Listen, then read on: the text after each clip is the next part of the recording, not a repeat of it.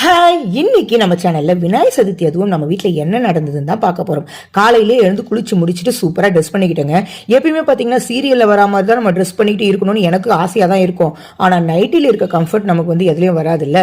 ஏன்னா நாம அப்படியே பழகிட்டோம். ஆனால் அதுல இருந்து கொஞ்சம் கொஞ்சமாக வெளியில் வரணுங்க. ஏன்னா நம்மளை அழகாக வச்சுக்கிட்டா நம்ம ஃபேமிலி அழகாக இருக்குன்ற எனக்கு நம்பிக்கை இருக்கு. அதனால ரொம்பவே கம்ஃபர்டபுளாக இருக்கிற மாதிரி ஒரு சாரியை பார்த்து கட்டிக்கிட்டு வேலையை பார்க்க ஆரம்பிச்சிட்டங்க. முதல் வேலையாக பார்த்தீங்கன்னா அருகம்புல் மாலை கட்டுறது தான். பொதுவாக அருகம்புல்ல மாலையாக தான் கட்டி நாங்கள் விநாயகருக்கு வருஷம் போடுவோம். எங்களுக்கு வேற பக்கத்திலேயே கழனி இருக்குங்களா, அதனால எங்களுக்கு ஈஸியா வேற கிடைச்சிடும். உங்களுக்கு எப்படி கிடைக்குமான்னு சொல்லுங்க. அதுக்கப்புறமா பாத்தீங்கன்னா விநாயகரை நல்ல நேரமா பார்த்து வீட்டுக்கு வாங்கிட்டு வந்துட்டோம். விநாயகரை வீட்டுக்குள்ள அழைக்கும் போது நாங்க ஆரத்தி எடுத்து தாங்க நான் வரவேற்பேன். ஏன்னா இது அம்மா வீட்டுல நாங்க இப்படிதான் பண்ணுவோம். அந்த பழக்கத்தை நான் இங்கேயும் அப்படியே ஃபாலோ பண்ணிட்டு இருக்கேன். நல்ல பழக்கத்தை ஃபாலோ பண்றது ஒன்றும் தப்பு இல்லைல்ல. விநாயகரை அருகம்புல்லு எருக்கமலை எல்லாம் போட்டுட்டு ஆரத்தி எடுத்து வரவேற்றுட்டு அவருக்கு உண்டான இடத்துல வச்சுட்டு அதுக்கப்புறம் தாங்க நான் சமைக்கிற வேண்டிய வேலையை ஆரம்பிச்சேன். முதல்ல பாத்தீங்கன்னா சாம்பார், ரசம், கூட்டு, பொரியல், சுண்டல், வடை, பாயாசம், சக்கரை பொங்கல், சாதம்லாம் எல்லாத்தையும் ரெடி பண்ணிட்டு கடைசியாக தாங்க கொழுக்கட்டை பக்கமே வந்தேன்.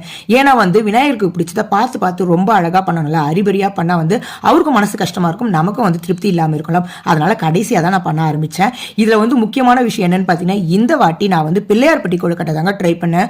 சொல்லவே வேணாங்க, செம்ம டேஸ்டாவும் இருந்தது, ரொம்ப அழகா வந்தது, கூடவே ஈஸியாகவும் இருந்தது. பண்ணிட்டு கொஞ்சமா பூர்ண கொழுக்கட்டை பண்ணேன். பூர்ண கொழுக்கட்டை யாரும் எங்க வீட்டுல சாப்பிட மாட்டாங்கன்னு பார்த்தேன். ஆனா இந்த வாட்டி பண்ணது ரொம்பவே டேஸ்டா இருந்ததுங்க. கடைசியில எனக்கே ஒண்ணு கிடைக்கலன்னா பாத்துக்கோங்களேன். இப்படி தாங்க எல்லாத்தையும் பார்த்து ரெடி பண்ணி சாமியும் சிறப்பா கும்பிட்டு முடிச்சோம். இந்த விநாயகர் சதுர்த்தி எங்களுக்கு சிறப்பா முடிஞ்சது. உங்க விநாயகர் சதுர்த்தி எப்படி இருந்ததுன்னு சொல்லுங்க.